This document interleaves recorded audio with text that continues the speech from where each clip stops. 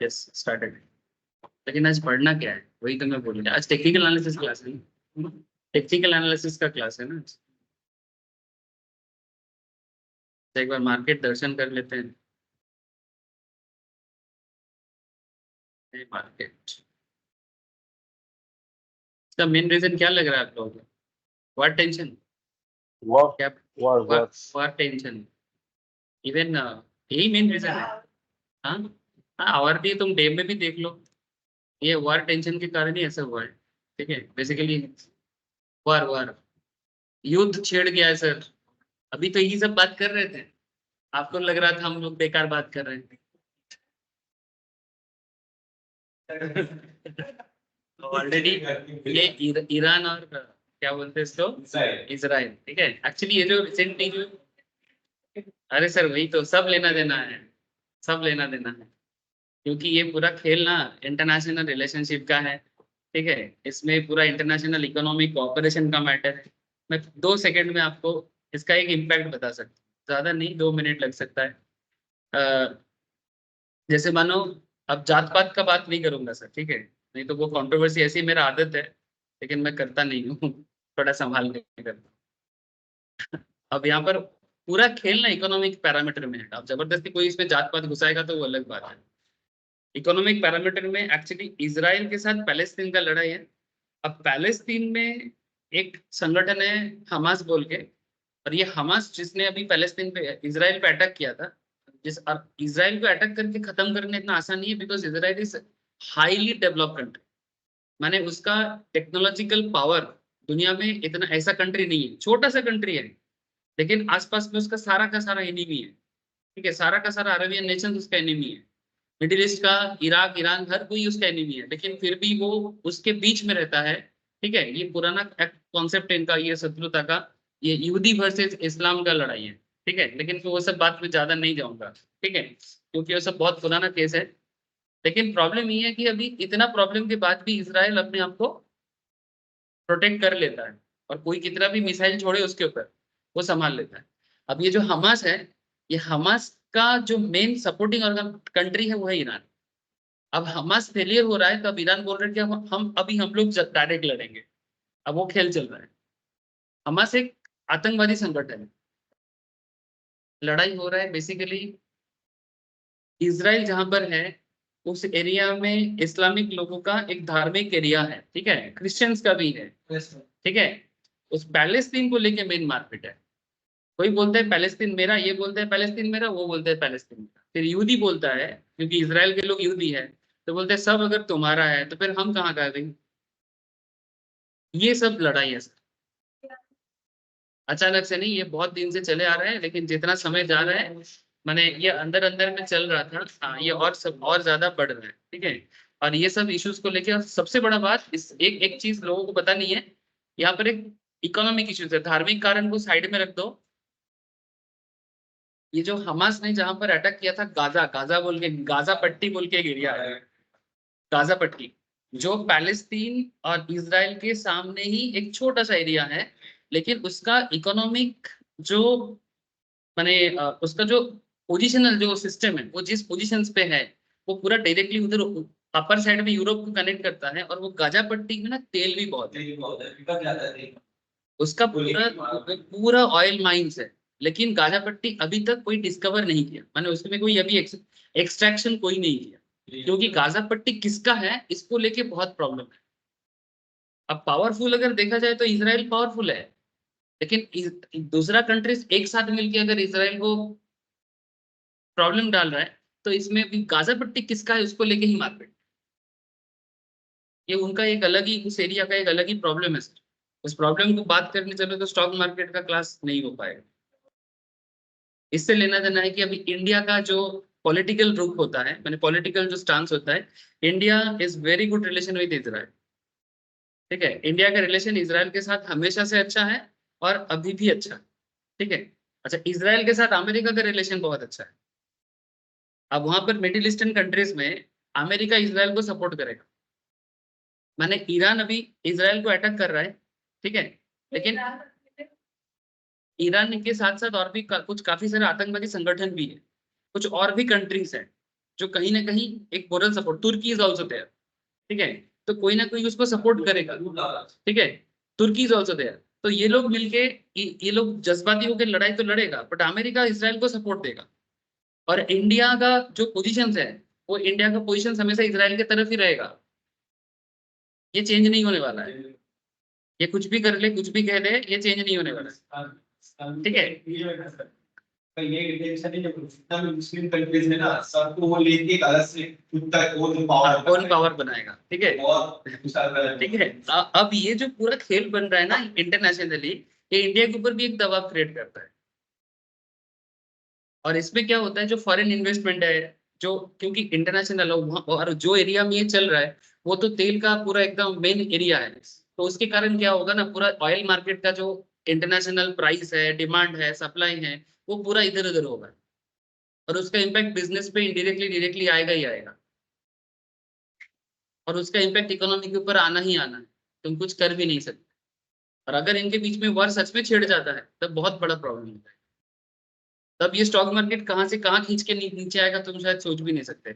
अभी तो जस्ट बस मिसाइल छोड़ा है, बोला है कि 10 दिन में पहुंचेगा, ऐसा कुछ बात चल रहा है। अब मिसाइल सच में पहुंचेगा कि मिसाइल्स को वो लोग हवा में ही ये कर देगा, क्या बोलते हैं उसको, माने न्यूट्रलाइज कर देगा, ठीक है। अब ये सब समय का बात है, अब देखो क्या करता है। जैसे इसराइल आज तक तो सारा चीज न्यूट्रलाइज कर ही दिया है, जितना भी लोग उसको अटैक किया है। अब आगे देखो, उसका एयर डिफेंस गजब का है, सबसे अच्छा है, माने कोई कंट्री नहीं है उसके एयर डिफेंस के सामने, इतना पावरफुल है, दिमाग में भी बहुत हाई फाई है, बहुत इंटेलिजेंट है।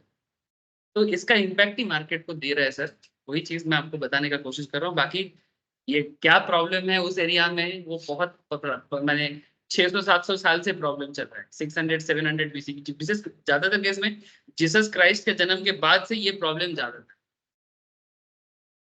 यानी यहूदी वर्सेस क्रिश्चियन का भी लड़ाई है, यहूदी वर्सेस इस्लाम का भी लड़ाई है, और सब कुछ मिला के एक खिचड़ी पका हुआ है, ठीक है। अब उस मुद्दे पे अभी ना ही जाए तो अच्छा है, हम लोग मार्केट में फोकस करते हैं। लेकिन हाँ, ये इम्पैक्ट मार्केट में आता है, इसलिए मुझे थोड़ा बताना जरूरत था, ठीक है, थोड़ा सा बताना जरूरी था। बाकी जिसको इंटरेस्ट है वो गूगल करे, यूट्यूब वीडियोस ढूंढे, उसको काफी कुछ पता चल जाएगा, ठीक है। अच्छा देखो, तो फिलहाल मार्केट का जो सिचुएशन हमें दिख रहा है, वो देखो लगातार, अगर डे चार्ट देखा जाए तो लगातार गैप डाउन देते हुए चल रहे हैं, लगातार, यानी एवरी डे गैप डाउन दिया है। कब से? 10 अप्रैल से, 10 अप्रैल से गैप डाउन, फिर गैप डाउन, फिर गैप डाउन, यानी कहीं ना कहीं मार्केट इस वार सिचुएशंस को अच्छी तरह से नहीं ले रहा है। इसको बोलते हैं मार्केट डिस्काउंट एवरीथिंग। मार्केट किसी भी चीज को ना, मतलब उसका पॉजिटिव हवा हो या नेगेटिव हवा, हर चीज को अपनी तरह से ना एक कॉन्सेप्ट डेवलप करता है, और उसका इम्पैक्ट वो मार्केट में दिखा देता है। बोलो बोलो, कुछ बोलो।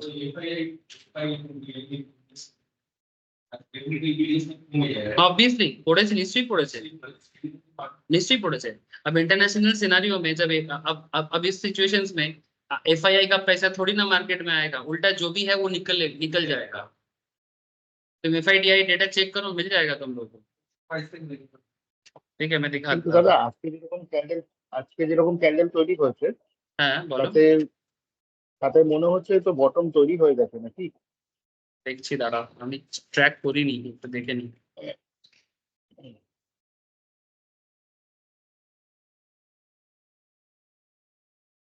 ये देखो सर, एफआईआई डेटा में एफआईआई का 3268 અને 3268 करोड़ का नेट सेल है, मैंने नेट बाई नहीं सर, नेट सेल है उसका। और डीआईआई ने बाई किया है 4762 करोड़ का। डीआईआई पॉजिटिव है पर एफआईआई नेगेटिव है, इसलिए थोड़ा सा मार्केट क्या हुआ, गैप डाउन देके भी ऊपर गया है। चलो समझ गया, ठीक है, समझ गया। और अगर डीआईआई भी सेलर बनता, ठीक है, तब तो पूरा रेट हो जाता और मार्केट शायद 20,000 पे आ जाता। अभी तो 22 पे है, शायद 21 के आसपास आ जाता अगर एफआईआई भी सेल करता, सॉरी डीआईआई भी सेल करता, ठीक है। अच्छा अभी নীলাঞ্জন কিছু একটা বলছিলে, বলো কি বলছো। আমি বলছি মার্কেট তো মনে হচ্ছে মানে বটম তৈরি করে নিয়েছে। আজকে তাই তুমি যদি 30 মিনিটের ক্যান্ডেলে যাও, আজকে তোমার গ্যাপ ডাউন দিয়েছে, কিন্তু তারপরে আপসাইডে গেছে মার্কেট। এবং এখন তুমি 30 মিনিটের ক্যান্ডেল এসে পরে একটা বড় একটা গ্রিন ক্যান্ডেল তৈরি করার পরে তারপর আমার যেটা মনে হলো কনসলিডেশন ফেজেই চলছে এখন। তার মানে এখান থেকে এবার আস্তে আস্তে ওপর দিকে যাওয়ার চান্সটাই বেশি থাকবে, কারণ অলরেডি এটা সাপোর্ট লেভেলে রয়েছে। 22,200 একটা সাপোর্ট ছিল, তারপরে আবার 22,000 একটা সাপোর্ট আছে, মানে যদি 22,200 ব্রেক করে তাহলে 22,000 সাপোর্ট করেছে। আমার মনে হচ্ছে না 22,000 যাবে, এখান থেকে আবার আপসাইডে যাওয়ার চান্স মনে হচ্ছে। তুমি কি বলো? এবারে এবারে ডিপেন্ড করছে মানে ইন্টারন্যাশনাল যে সিচুয়েশনসটা তৈরি হয়েছে সেই জায়গাটাতে কি হ্যাঁ। ইম্প্যাক্ট করছে, মানে ওখানে যদি আর কোনো ফার্দার ডিটোরিয়েশন না হয়, ঠিক আছে, হুম। इंटरनेशनल सिचुएशंस मैंने पॉलिटिकल रिलेशनशिप में यदि आपको डिटोरिएशन ना हो तो फिर इस पॉइंट से मार्केट ऊपर ही जाना चाहिए, क्योंकि ये ऑलरेडी सपोर्ट में आ गया है, काफी ज्यादा सपोर्ट में आ गया सर। हाँ, काफी ज्यादा सपोर्ट जोन में आ गया, मैंने सपोर्ट क्रॉस करके नीचे चला गया। तो इसका अगर ये 30 मिनट्स का है, ये नियर सपोर्ट को भी क्रॉस करके आ गया, तो यहाँ से ऑब्वियसली मार्केट को ऊपर ही जाना चाहिए। बट एक चीज आपको समझना चाहिए कि ये जो मार्केट अभी डाउन गया है ये बेसिकली एक पूरा सिस्टमेटिक रिस्क के कारण, सिस्टमेटिक रिस्क के कारण हुआ है, जो बेसिकली इंटरनेशनल इंपैक्ट के कारण हुआ है। और इसलिए देखो ना इतना लंबा लंबा गैप डाउन दिया है। अब इसमें ये जो आज का जो सिचुएशन जो नीलांजन मेरे को बता रहा है सर कि गैप डाउन देने के बाद भी मार्केट में एक पॉजिटिव बुलिशनेस, उसके बाद मार्केट थोड़ा सा साइडवेज में है, माने कहीं ना कहीं क्या ये समझा जा सकता है कि मार्केट यहाँ से रिट्रेस बैक कर रहा है, माने बेसिकली यहाँ से वो जितना वो नीचे आया था अब वहां से वो रिट्रेस बैक करके अपना पुराना पोजीशंस पे क्या फिर से जा रहा है, ये फर्दर।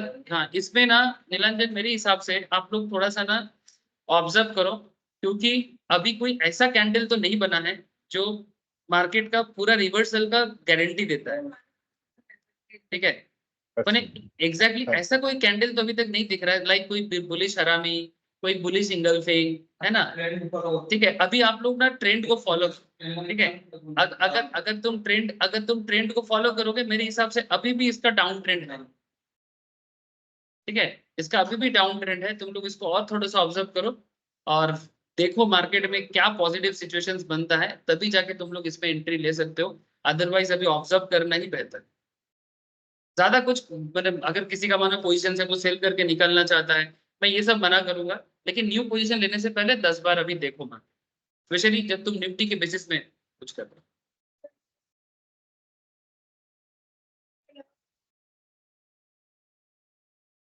नहीं सर, उसके अलावा और कौन है मार्केट में, हम आप जैसे रिटेलर है ना, तो रिटेलर एक साथ अगर सेल करेगा तो इम्पैक्ट पड़ता है, रिटेलर एक साथ बाई करेगा तो इम्पैक्ट पड़ता है, लेकिन एक साथ सारा रिटेलर एग्री करेगा ये समझ पाना थोड़ा मुश्किल ना हो गया, और इसका डेटा मिलना भी मुश्किल हो जाता है।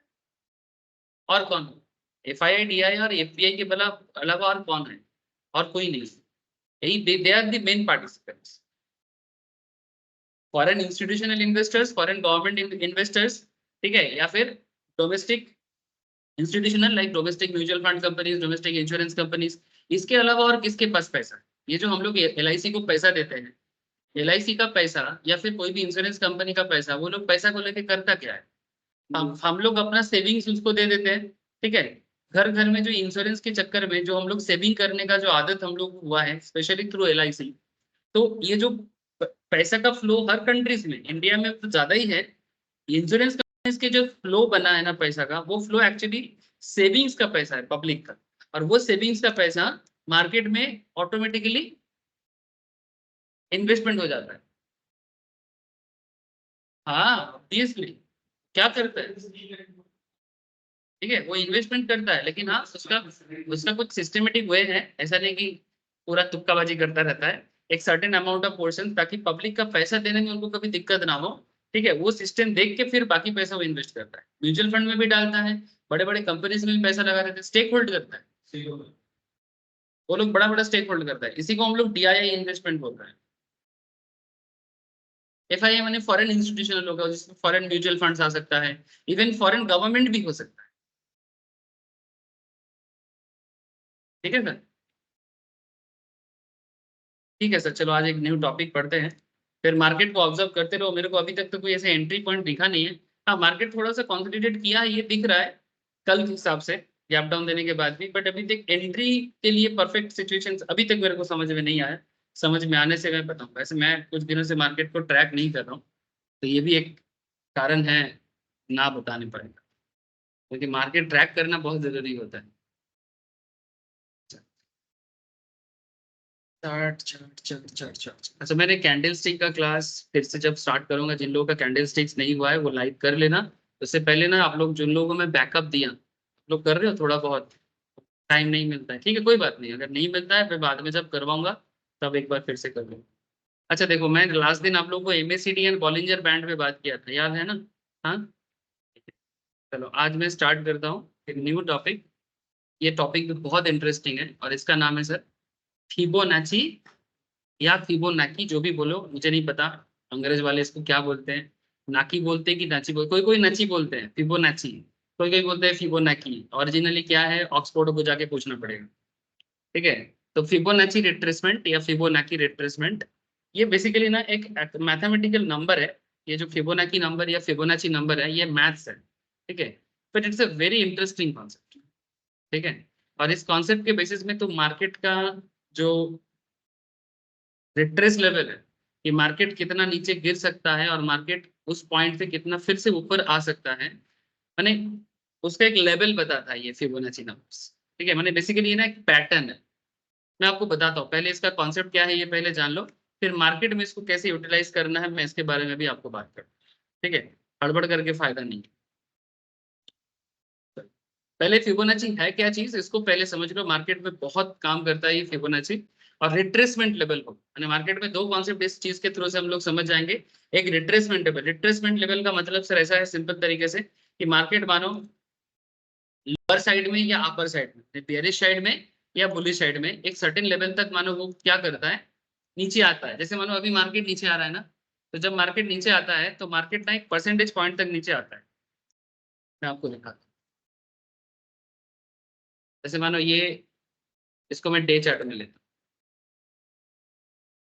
डे चार्ट में लेने के बाद इंडिकेटर में जाओ और यहाँ पर अब लिखो, नहीं यहाँ पर फिबोनाची नहीं, यहाँ पर नहीं होगा, यहाँ पर नहीं, फिबोनाची होगा साइड में, इधर होगा डेटा, ठीक है ना, এইটা थे ना, हाँ फिबोनाची। इसको तुम यहाँ से ऊपर से ऐसे, वही मैं दिखा रहा हूँ,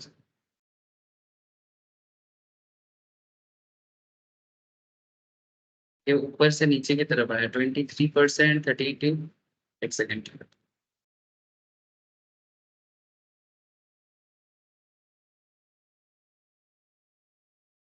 ऊपर से नीचे,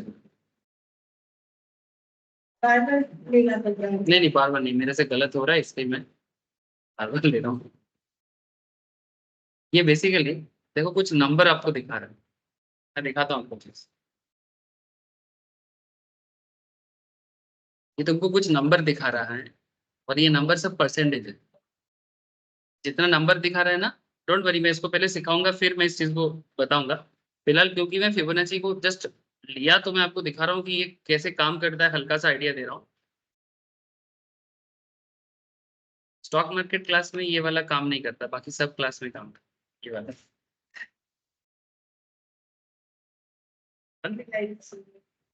नहीं नहीं, मैंने सीरियसली मुझे समझ में नहीं आता, बाकी सभी क्लास में मेरे को कोई ये बिल्कुल तंग नहीं करता, और जैसे ही स्टॉक मार्केट क्लास में बैठता हूँ ये पेन मेरा काम नहीं करेगा, एक गजब है इसका। अच्छा देखो, यहाँ पर देखो, यहाँ पर कुछ परसेंटेज आ रहा है, क्या आ रहा है सर, कुछ परसेंटेज आ रहा है। एक्चुअली ये सब ना या तो 78% है या तो 51% का एक कॉन्सेप्ट है, ठीक है। माने ये एक्चुअली आपको ये बताता है कि हाईएस्ट पॉइंट से लोएस्ट पॉइंट तक तुम मार्केट को एक बार ड्रॉ करो, ठीक है। नीचे से ऊपर की तरफ भी कर सकते हो, ऊपर से नीचे की तरफ भी कर सकते हो, डिपेंड करता है कि आप किस तरह से मार्केट को देखना चाहते हो, ठीक है। इसमें तुम देखो आपको यहाँ पर मार्केट में एक 78.786 मैंने 78.6%, 61.8, 0.5, ठीक है, 0.382, 0.236, ठीक है, पॉइंट ये नहीं, ये जीरो हो गया। मैंने बेसिकली ये जितना सारा चीजों में मैंने गोला किया, इतना मार्केट का ना एक रिट्रेस लेवल है कि मार्केट जब नीचे गिरता है तो पहले एक सर्टेन परसेंटेज में गिरता है, अगर वो लेवल पे वो मार्केट नहीं रह पाया तो फिर नेक्स्ट लेवल तक मार्केट चला जाता है। मैंने इस चीज को समझाने के लिए, जैसे मानो कि यहाँ से मार्केट मैं इधर से इधर वाला दिखाया, अब मार्केट न्यू साइड में यहाँ तक देखो कितना, कहाँ तक लास्ट गया है 38.2, ठीक है। मैंने अभी जहां पर मार्केट है ये अप्रोक्स 38.2 में चल रहा है। अगर मैं इस एरिया से देखो तो हाँ 0.382 माने 38.2, उसको इंटू 100 कर दो ना। ये सभी एक्चुअली पॉइंट में है, बेसिकली परसेंटेज है ये, ठीक है। अब इसको तुम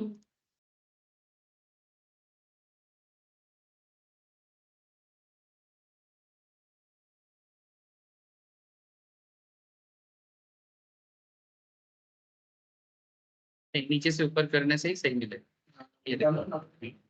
और नहीं जाएगा, ठीक है। আরেকটু টানতে বলছে দিন।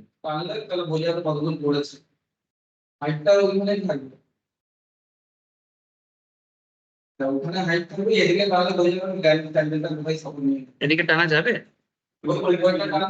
এটাকে?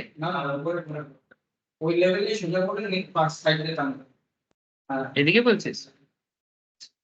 ये देख, इसमें तुम देखो जब मार्केट गिरना चालू किया तो सबसे पहले 23.236 पे सबसे पहले मार्केट, एक बार देखो जस्ट इस पॉइंट को देखो, मेरा पेन काम नहीं कर रहा है, पेन में गोला करता तो ज्यादा अच्छा रहता।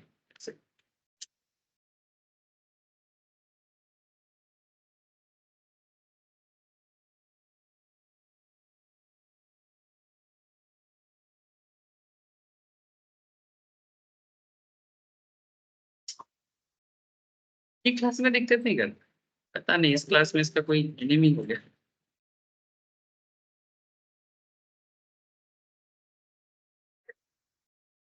नहीं डालेगा सर उसमें। नहीं उसमें नहीं है।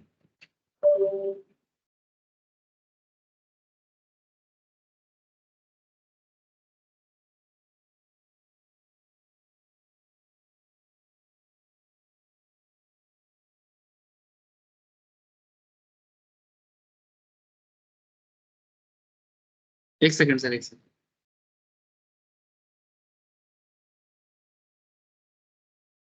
इसको चेंज करना ही पड़ेगा। खड़े होके लिखने से तो वो वाला बोर्ड यूज करना पड़ेगा। नहीं वो नहीं, वो अभी एक साथ वो काम नहीं कर पाएगा सर। अच्छा देखो, इधर देखो सर 23.6, माने मार्केट जब इस पॉइंट पे आके देखो थोड़ा सा सोचा है कि वो आगे नीचे जाएगा कि नहीं जाएगा। उसके बाद तुम देखो 38.2 में आके रिसेंटली अगर देखो यहाँ पर भी ना वो नेक्स्ट लेवल है, यानी अगर ये वाला पॉइंट क्रैक करके नीचे आ गया फिर नेक्स्ट पॉइंट है उसका 38.2, अगर उसको भी क्रॉस करके नीचे आ गया तो फिर नेक्स्ट लेवल होता है 50, अगर उसको भी क्रैक करके नीचे आएगा फिर उसके बाद आता है 0.618 माने 61.8, फिर उसके बाद 0.786, माने मार्केट कितना नीचे आ सकता है इसका एक आइडिया तुमको देता है। तो फर्स्ट लेवल है इसका 23.6, माने 23.6 में आने के बाद मार्केट यहाँ से उठना चाहिए था, लेकिन अगर मार्केट में बहुत ज्यादा नेगेटिव इश्यूज है तब जाके 23.6 में भी मार्केट अपने आप को रख नहीं पाया। बात समझ में आ रहा है सर? ठीक है, মানে 23.6 লেভেল যেটা আছে রিট্রেসমেন্ট, এই লেভেলে আসার পর নরমালি মার্কেটের আবার ফেরত যাওয়া উচিত ছিল, কিন্তু মার্কেট 23.6% লেভেলে থাকতে পারেনি।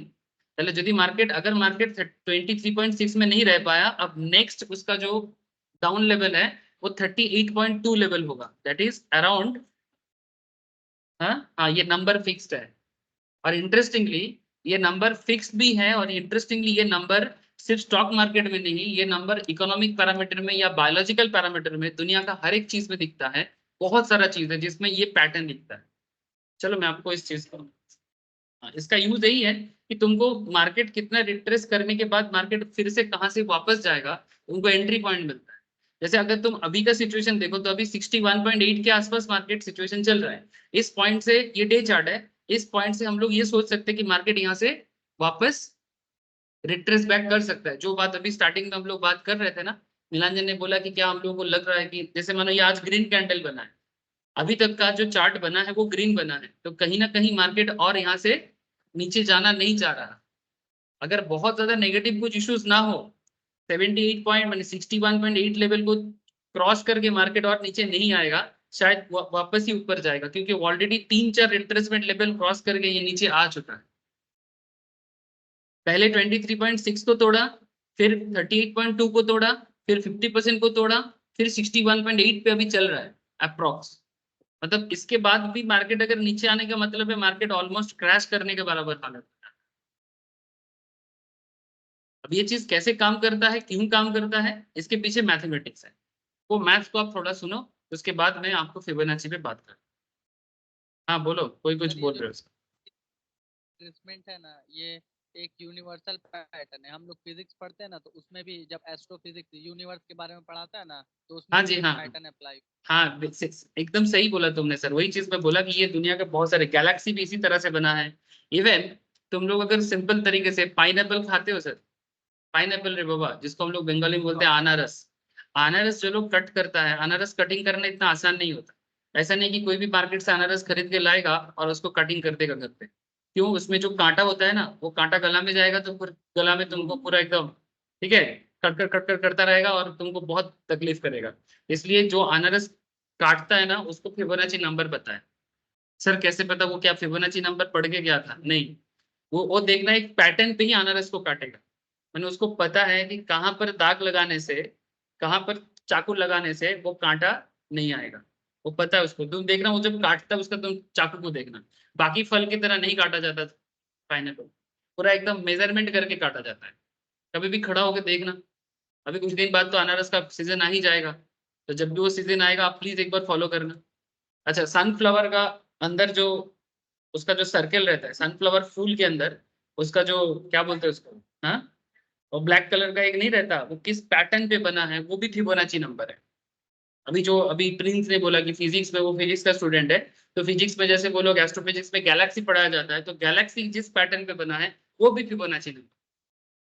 यानी ये जो नंबर हम लोग यहाँ पर देख रहे थे ना सर, ये नंबर कोई हवा से नहीं आया है, ये कुदरती नंबर है। एक्चुअली इसके बारे में बात करना चाहो तो बहुत ज्यादा बात हो जाएगा।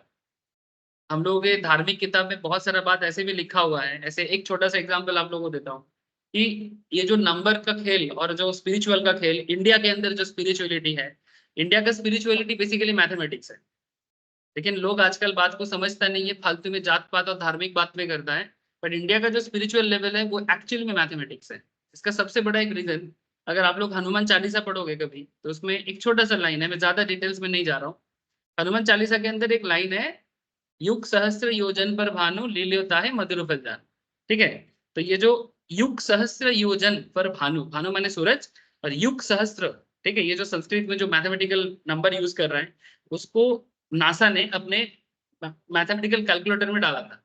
तो उसमें युग सहस्त्र का जो मतलब होता है, और नासा का 1950 के बाद नासा ने जो इंडिया मतलब आर्थ से सन का डिस्टेंस मेजरमेंट किया, सेम निकला। तो तुलसीदास जी अपने तुलसीदास जी ने जब रामचरितमानस लिखा, उसके अंदर हनुमान चालीसा एक पार्ट है। तो उसके अंदर तुलसीदास जी जो इस चीज को लिख रहे हैं, युग सहस्त्र योजन पर भानु, जो ऑलरेडी वेद से लिया गया है। सो पॉइंट इज दैट कि सर मैं यहाँ पर कोई धार्मिक बात नहीं कर रहा। वेद में जो बात आज से मे भी 5000 साल पहले लिखा गया, तो 5000 साल पहले जो वेद के अंदर ये लिखा गया कि यहाँ से सन का डिस्टेंस कितना है, तो ये कोई धार्मिक बात थोड़ी चल रहा है। ये तो प्योर साइंस है, जिसको मैथमेटिकली लोगों को समझाया गया है, और उसके अंदर लोगों को पूजने का तरीका, स्पिरिचुअल सेंस लोगों के अंदर डेवलप किया गया है। ये जो फिबोनाची नंबर है, ये भी आपको, जैसे अभी गैलेक्सी का बात कहा, ठीक है। अच्छा, तुम वो सोच रहे हो, ये जो पूरा गैलेक्सी रेगुलर बेसिस में टूटता है, गिरता है, डेली बेसिस में ये बनता भी है, डेली बेसिस में ये खत्म भी होता है। ये जिस गैलेक्सी में हम लोग रहते हैं उसका एक पार्ट अर्थ है, ये डेली बेसिस में टूटता है, डेली बेसिस में जुड़ता है। और इसका जो ट्रांसफॉर्मिंग सिस्टम देखा गया है, एक बहुत फेमस एक साइंस यूनिवर्सिटीज या रिसर्च सेंटर है यूरोप में, सन लेबोरेटरी बोल के, ठीक है, कौन सा डेनमार्क या किसी कंट्री में, वर्ल्ड का सबसे पॉपुलर, उसमें लॉर्ड शिवा का, हाँ बोलो सर।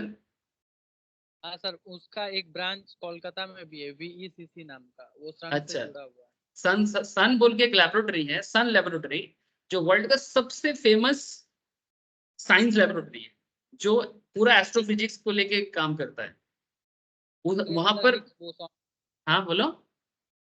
उसके अंदर सर एक पार्टिकल खोजा गया था, God particle, God Higgs particle, boson. एक पार्टिकल खोजा, Higgs boson particle, God particle खोजा गया था। और वहां पर लॉर्ड शिवा का डांसिंग जो स्टैचू होता है ना, जिसको नटराज बोलते हैं हम लोग, तो साइंस ने ये देख पाया अभी तक कि जिस तरह से ये यूनिवर्स बनता है टूटता है, it's just like a Nataraj dance. और ये कोई धार्मिक एंगल से नहीं है, तो फिर वो लोग तो हिंदू नहीं है भाई, ठीक है। तो उनको नटराज का उस मूर्ति से क्या लेना देना। नटराज मूर्ति हम लोग अपने घर पे रखते हैं स्पिरिचुअल कारण में या ऊर्जा के कारण, वो लेबोरेटरी के सामने है। तुम लोग सन लेबोरेटरी फाइंड करो, गूगल में मिल जाएगा। वो लेबोरेटरी के सामने पूरा एक शिव जी का वो नटराज वाला स्टैचू रख पूरा बिठाया है। और इंडिया को बोला कि आप लोग इसका परमिशन दो हमें, क्योंकि ये इंडिया में मान्यता है इस चीज का, इसलिए। तो what is the point here, point यही है कि मैं बस यही कहना चाहता हूँ कि ये मैथ्स और ये वर्ल्ड वाइड जो कॉन्सेप्ट है ना, ये कोई अलग चीज नहीं है। ये बहुत पुराना कॉन्सेप्ट है, जिसमें फिबोनाची भी एक ऐसा ही कॉन्सेप्ट है, जो हम लोग स्टॉक मार्केट में थोड़ा सीखेंगे। ज्यादा डिटेल्स में जाएंगे तो शायद आप लोग बोर हो जाओगे, मैं और ज्यादा डिटेल्स में नहीं जाना चाहता।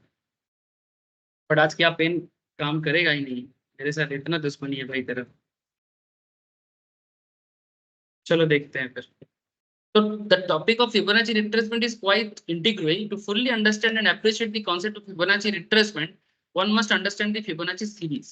तो सबसे पहले ना आप लोगों को फिबोनाची नंबर समझना पड़ेगा। जो लोग मैथमेटिक्स थोड़ा बहुत भी पढ़ा है उनको शायद पता है, ये हमारे इंडियन मैथमेटिक्स में भी पाया गया है sir. With some claims dating back to 200 BC, माने जीसस क्राइस्ट के जन्म होने से भी 200 साल पहले, ठीक है। क्राइस्ट का भी तब जन्म नहीं हुआ था, तब से हम लोग ये फिबोनाची वगैरह जानते हैं। प्रॉब्लम यही है ना, आज के डेट में इंडियंस को लगता है कि हम लोग कुछ नहीं है, फॉरेनर ने हम लोगों को जो सिखाया हम लोग वही है। दिक्कत यही है, हमारा अपना चीज सब बैकडेटेड है, और फॉरेनर्स का दिया हुआ हर चीज अपडेटेड है।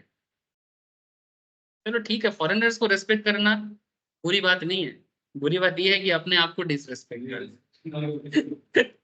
फॉरेनर को रेस्पेक्ट करने में कोई बुराई नहीं है, बुराई ये है कि अपना चीज को डिसरेस्पेक्ट है। हम लोग अपना चीज को कोई महत्व ही नहीं समझते, ठीक है। तुम अपना मंदिर में किसी को जाने बोलो, हाँ मंदिर में क्यों जाए, बैकडेटेड लोग हैं, हाँ मंदिर में जाके प्रणाम करना भी बैकडेटेड है, ठीक है। लेकिन फॉरेनर वाला चीज में तुम जाने बोलो, हाँ हाँ भाई क्या सोया गया, क्या स्टाइल है, ठीक है। लेकिन अपने चीज में किसी को कोई स्टाइल स्वैग कुछ नहीं दिखता, क्या कर सकते। However, in 12th century, Leonardo Pisano Bigollo, एक इटालियन मैथमेटिशियन, पीसा माने इताली में एक जगह है जहां पर वो हैंगिंग नहीं, वो क्या बोलते हैं उसको, जो हिला हुआ आर्चिंग, एक, हाँ हाँ, हिला क्या है, हुआ, हाँ एक हिला हिला हुआ हुआ है एक ना, मीनार है। हिला हुआ एक मीनार है। वो भी मैथमेटिकल एंगल से बना हुआ है 500-700 साल पहले से, ठीक है। पीसार हेलानो स्तंभ बोलते हैं उसको, ठीक है। मतलब बेसिकली पूरा ऐसे एक एंगल में पूरा हिला हुआ हालत में बहुत बड़ा एक मीनार बना हुआ है।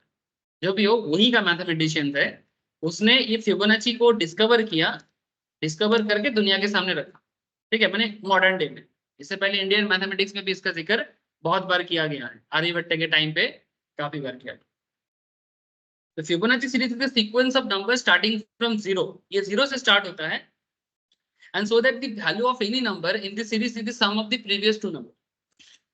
तो बहुत सिंपल है, से फॉर एग्जांपल मानो जीरो है और वन है, तो जीरो प्लस वन क्या होगा, वन।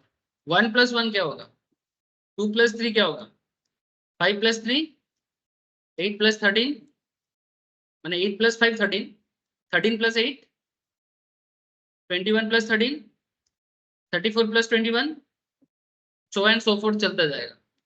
इस तरह से तुम अनलिमिटेड फिबोनाची नंबर डिस्कवर कर सकते हो। जैसे यहाँ पर एक नंबर है 233, 233 कहाँ से आया, 89 प्लस 144 करके, ठीक है। सो 89 प्लस 144 करने से 233 आता है। अब हम लोग को क्या करना है, 144 इक्वल्स टू क्या होगा, 89 प्लस 55, और 89 क्या हो जाता है 55 प्लस 34। सर इससे क्या लेना देना, अब देखो तो सही। अब आप लोगों को लग रहा है कि सर ये नंबर हमें स्टॉक मार्केट में क्या ही उखाड़ देगा, है ना। अब बहुत कुछ उखाड़ता है ये चीज। ये जो आप लोगों में स्टार्टिंग में परसेंटेज दिखा रहा था ना, उस परसेंटेज बनने के पीछे का कॉन्सेप्ट यहीं से बना।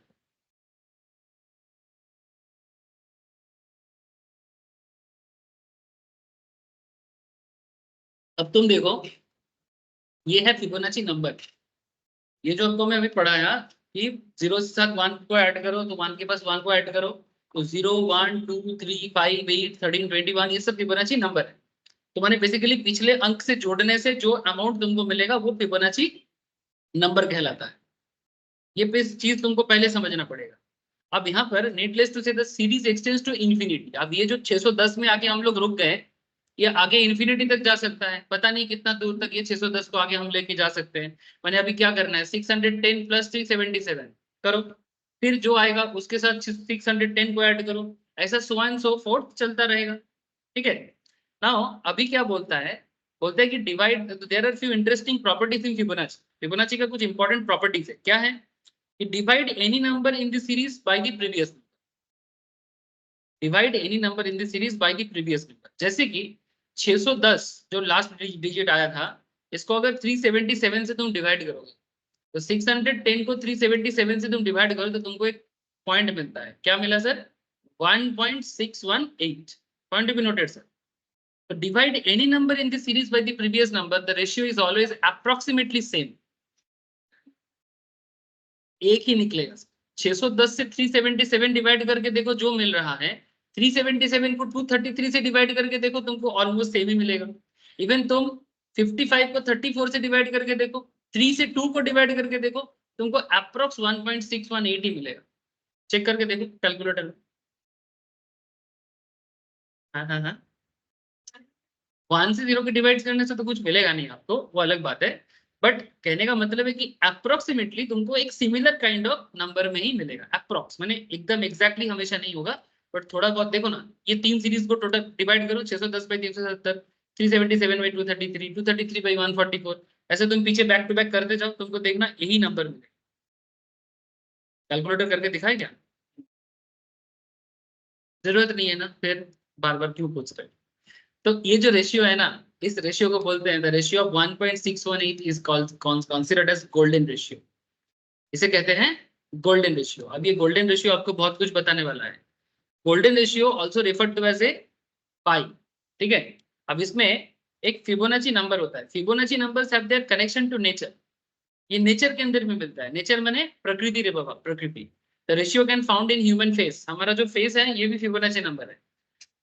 आंख से नाक का डिस्टेंस, नाक से कान का डिस्टेंस, या दोनों आंखों के बीच का डिस्टेंस, दोनों आईब्रो के बीच का डिस्टेंस, नाक से लिप्स का डिस्टेंस, लिप्स से ये जो क्या बोलते हैं इसको, चीन, चीन का एरिया, दोनों फेस, ये सब भी फिबोनाची नंबर है। फिबोनाची नंबर को चलो मैं आपको नेचर का साथ एक एग्जांपल तो दे ही देता हूँ, आप लोगों के मन में थोड़ा सा सुविधा होगा। जो बात मैंने उठाया था, फिबोनाची इन पाइनएप्पल, एक बार देख लो, आपको काफी सुविधा रहेगा। ये देखो sir, the pattern of this pineapple is a physical representation of how Fibonacci sequence works. Each number is the sequence is determined by the two numbers before it. माने बेसिकली ये जितना पाइनएप्पल यहाँ पर दिखाया जा रहा है ना सर, ये हर पाइनएप्पल का माने बेसिकली कोई भी एक पाइनएप्पल तुम उठा लो, तो पाइनएप्पल के अंदर तुमको जो इसका जो कांटा का जो डिस्टेंस है ना सर, ये ना पूरा फिबोनाची सीरीज से ही बना है। माने ऊपर से नीचे तक एक सीरीज है ये, ऊपर से लेके नीचे एक सीरीज है। 8 parallel rows of scaling spiral gradually, फिर 13 parallel rows of scales spiralling at a medium slope, फिर 21 पैरेलल स्लोप इसके अंदर तुमको मिलेगा। तो यहाँ पर 8 है, यहाँ पर 13 है, यहाँ पर 21 है, पूरा पैरेलल स्लोप उसी तरह से बना हुआ है। और ये सिर्फ पाइनएप्पल पे ही नहीं है, ऐसे हमको मैं तुमको बहुत सारे चीजों के अंदर दिखा सकता हूँ। फिर आप बोलोगे स्टॉक मार्केट क्लास कम चल रहा है और मैथमेटिक्स का क्लास ज्यादा चल रहा है। मतलब आप लोग थोड़ा रिसर्च कर सकते हो। मैंने इस तरह का नंबर नेचर के अंदर बहुत सारा चीजों में पाया जाता है, जिसके बारे में यहाँ पर हल्का सा बोला है कि we can find this kind of thing in flower petals, animal bodies, fruits, vegetables, rock formations, galaxy formations, etc. Of course, let us not get into the discussions. ये सब में नहीं पढ़ते हैं. We would be digressing from the main topic. So for those interested, I would suggest you to search and enter. ठीक है, चलो. अब हमें एक नंबर मिला था. अब इसमें एक उल्टा चीज करेंगे. जब हम लोग 610 से 377 को डिवाइड किए थे तो हमें मिला था 1.618. जब 377 से 233 को डिवाइड किए थे हमें मिला था 1.618. इस बार थोड़ा उल्टा करेंगे. क्या करेंगे? अब जो रेशियो उधर मिला था, for those I would suggest you to search internet and you will be present this address. Further into ratio properties one can find remarkable consistency when a number is in the Fibonacci series is divided by immediate succeeding number. माने अब उल्टा करो. 89 को divide करो 144 से. माने पीछे वाले को डिवाइड करो सामने वाले से. पीछे वाले को डिवाइड करो सामने वाले से. तो तुम्हें क्या मिल रहा है? 0.618.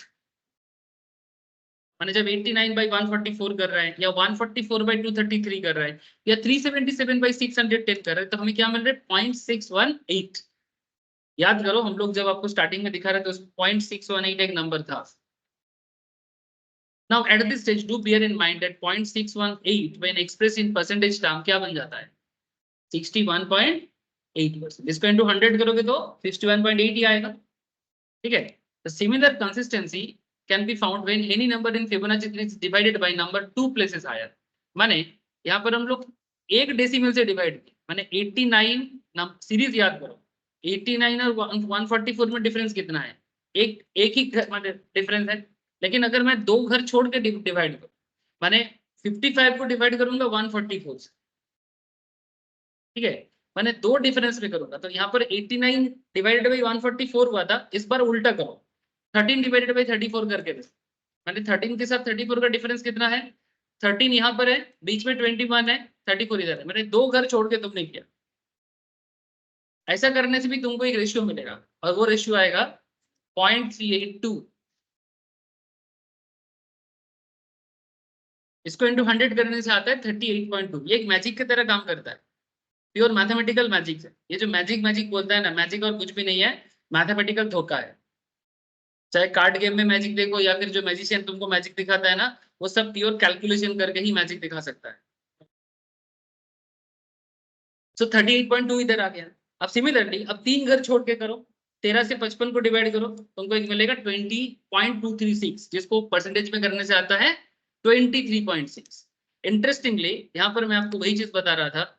यहाँ पर आपको एक सीरीज मिला था 0.236 का, यहाँ पर मिला था 0.32 का, यहाँ पर आया था 0.618. तो फिबोनाची नंबर पे ये तीन पॉपुलर है. बट ये जो 0.5 है, 0.786 है, ये सब भी इम्प्रोवाइज करके सॉफ्टवेयर ने आपको दिखा रहा है. ठीक है. बट बेसिकली ये नंबर कैसे कैलकुलेट हुआ उसके पीछे का कॉन्सेप्ट ये था जो अभी तक मैंने आपको समझाया. हाँ सर. 0.5 ये सॉफ्टवेयर इम्प्रोवाइज करके दिया है, उसके बीच में एक गैप देके. हाँ 50% सिचुएशन. बट मेनली अगर फिबोनाची वाइज चला जाए तो आपको 23.6 मिलेगा, 38.2 मिलेगा, एज वेल एज 61.8 मिलेगा. इस तरह से समझ में आ रहा है सर? अच्छा सर प्लीज मुझे इतना बताओ जो लोग ऑनलाइन में हो, कैलकुलेशन का जो कॉन्सेप्ट है या फिबोनाची का जो आप लोगों ने इवन ग्राफिकल चीज भी देखा, ये दोनों चीज कहाँ से आ रहा है ये क्लियर है ना सर? मैंने सोर्स ऑफ मैंने मैथमेटिकल सोर्स क्या है हाँ मेरे सर. समय पूछते फिर ऐसे तो देवो, अली, प्रिंस, पूर्वा, समझ में है आप लोगों को? हाँ जी. क्या हो गया? गर्मी में नींद आ रहा है या फिबोनाची ने माथा खा लिया? देखो अब क्वेश्चन उठता है सर ये सब तो ठीक है बट हमें तो स्टॉक मार्केट के अलावा कुछ दिखता नहीं. आप स्टॉक मार्केट में इसका रिलेवेंसी बता दो. हाँ सर बता दो. स्टॉक मार्केट में इसका रेलेवेंसी ये है. It is believe that Fibonacci ratios that is 61.8, 38.2 and 23.6 finds its application in the stock charts. जो आपको ऑलरेडी मैं चार्ट ओपन करके बार बार दिखाने का कोशिश कर रहा हूँ, लेकिन उसको इंटरप्रेट कैसे करोगे? ठीक है, वही तो समझना है. तो Fibonacci analysis can be applied when there is a noticeable up move or down move in prices. ठीक है, जब मार्केट में बहुत ज्यादा डाउन मूव या बहुत ज्यादा अप मूव दिखता है तो उस सिचुएशंस में तुम फिबोनाची एनालिसिस कर सकते हो। तो whenever stock moves either upwards और downwards sharply point to be noted, sharply माने साइडवेज मार्केट में फिबोनाची उतना काम नहीं करता है। शार्पली अगर आप है, शार्पली अगर डाउन है, जैसे करंट मार्केट शार्पली डाउन है, ठीक है, तो यहाँ पर काम करेगा। So it usually tends to retrace back before its next move, मतलब हमेशा नेक्स्ट मूव देने से पहले इस पर्टिकुलर पॉइंट से रिट्रेस बैक करेगा। रिट्रेस बैक का मतलब क्या है कि नीचे आते आते फिर थोड़ा सा ऊपर जाएगा, ऊपर जाते जाते फिर से थोड़ा सा पीछे मुड़ के देखेगा। कैसे होता है? तो if the stock has run up from 50 to 100, suppose एक शेयर का दाम 50 से 100 के अंदर तरफ जा रहा है, 50 से 100 के तरफ जा रहा है, so it is likely to retrace back probably at ₹70, यानी 50 टू 100 के बीच में 70 में वो रिट्रेस बैक कर सकता है। रिट्रेस बैक माने 50 से 100 के तरफ जाते जाते, मानो ये 50 से 100 है, पर मानो यहाँ पर 70 है, अब यहाँ 70 से वो थोड़ा सा पीछे मुड़ के देखे, यानी वो थोड़ा वहां से नीचे जाएगा, 70 से थोड़ा सा वो रेक्टिफाई करके करेक्शन की तरफ, इसको करेक्शन प्रॉपरली नहीं बोला जा सकता, ठीक है, ये मार्केट का एक नेचर है। मैंने ऐसा नहीं कि 50 के 100 के बीच में एकदम सीधा सीधा चल जाएगा, वो बीच में थोड़ा सा ना पीछे मोड़ के देखेगा। या फिर बिफोर मूविंग 120 मानो 50 to 100 it is like to retrace back to probably 70 before moving 120, मानो उसके बाद शायद वो 120 में जाकर होगा, लेकिन वो बीच में 70 में थोड़ा सा मुड़ेगा। ये नेचर है मार्केट का। तो अगर आप इस नेचर को फिबोनाची के थ्रू से समझ सकते हो, तो मार्केट में किस पॉइंट पे मार्केट थोड़ा सा सुधर सकता है, किस पॉइंट पे मार्केट थोड़ा सा अप जा सकता है, एंट्री करना चाहिए कि नहीं चाहिए, बस पहले मिस हो गया तो फिर क्या फिर से बस में चढ़ने का मौका मिलेगा। सपोज 50 से 100 के बीच में आप पहले मिस कर दिए थे, अब मानो 70 में मार्केट आके रुका है, तो क्या आपको यहाँ पर एज ए ट्रेडर आपके माइंड में क्या चलेगा, क्या मार्केट में अभी भी दम है क्या? इसके लिए आपको उसका पूरा जर्नी समझना पड़ेगा कि ये 50 का 100 का जर्नी पूरा करने के लिए ये 70 क्या ये जस्ट एक स्टॉपेज की तरह है। हो सकता है कि वो 70 के बाद थोड़ा 65-60 की तरफ आ रहा है नीचे, इसमें कई बार लोग थोड़ा सा धोखा खा जाता है और वो पोजीशन क्लोज करके निकल जाता है।